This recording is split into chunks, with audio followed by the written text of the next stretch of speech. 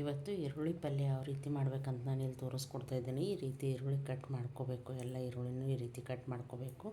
ಆಮೇಲೆ ಸಾಸಿವೆ, ಜೀರಿಗೆ, ಸ್ವಲ್ಪ ಹೆಸರು ಬೇಳೆ, ಮೆಣಸಿನಕಾಯಿ, ಕಸೂರಿ ಮೇಥಿ, ಕರಿಬೇವು, ಆಮೇಲೆ ರುಚಿಗೆ ತಕ್ಕಷ್ಟು ಉಪ್ಪು, ಹಿಂಗು, ಅರಿಶಿಣ ಇಷ್ಟು ಇಂಗ್ರೀಡಿಯೆಂಟ್ಸ್ ಬೇಕು. ಯಾವ ರೀತಿ ಮಾಡ್ಬೇಕಂತ ತೋರಿಸ್ಕೊಡ್ತಾ ಇದ್ದೀನಿ ನಾನು.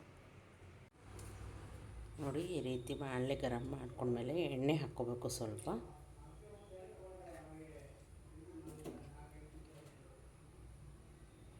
ಜೀರಿಗೆ,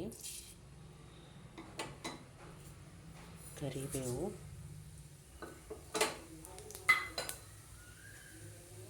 ಮೆಣಸಿನಕಾಯಿ,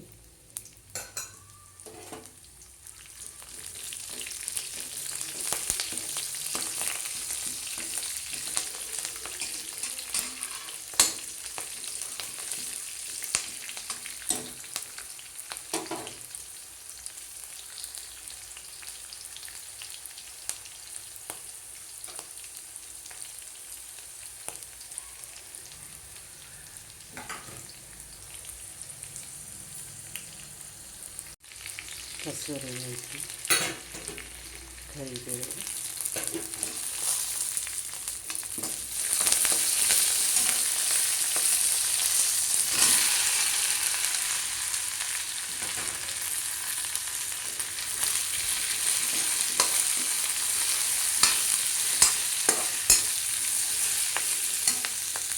ಒಂದು 5 ನಿಮಿಷ ಚೆನ್ನಾಗಿ ಹುರ್ಕೋಬೇಕು. ಎಲ್ಲನೂ ಹುರಿದಾದ್ಮೇಲೆ ಬೇಳೆ ಹಾಕಬೇಕು.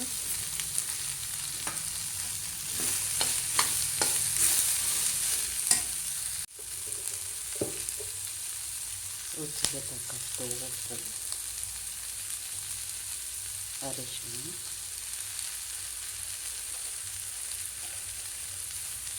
ಧನಿಯಾ ಪುಡಿ ಎಲ್ಲನೂ ಹಾಕಿ ಚೆನ್ನಾಗಿ ಕಲಿಸ್ಕೋಬೇಕು. ಇದನ್ನು ಕಲಿಸ್ಕೊಂಡ್ಮೇಲೆ ಒಂದು ಸ್ವಲ್ಪ ನೀರು ಹಾಕ್ಕೊಂಡು ಎಲ್ಲ ಚೆನ್ನಾಗಿ ಅರಳಿಸ್ಕೊಂಡು ಒಂದು 5 ನಿಮಿಷ ಕುದಿಯೋಕೆ ಬಿಡಬೇಕು. ಇದನ್ನು ಆಮೇಲೆ ಒಂದು ಸ್ವಲ್ಪ ಹುಣಸೆ ಹಾಕ್ಕೋಬೇಕು. ಇದಕ್ಕೆ ಹಾಕ್ಕೊಂಡು ಒಂದು 5-10 ನಿಮಿಷ ಬೇಳೆ ಒಂದು ಸ್ವಲ್ಪ ಮೆತ್ತಗಾಗೋರು ಕುದಿಸ್ಕೋಬೇಕು. ಇದನ್ನು ನೋಡಿ, ನಾನು 5 ನಿಮಿಷ ಕುದಿಯೋಕೆ ಬಿಟ್ಟಿದ್ದೀನಿ. ಚೆನ್ನಾಗಿ ರೆಡಿಯಾಗಿದೆ ಈರುಳ್ಳಿ ಪಲ್ಯ.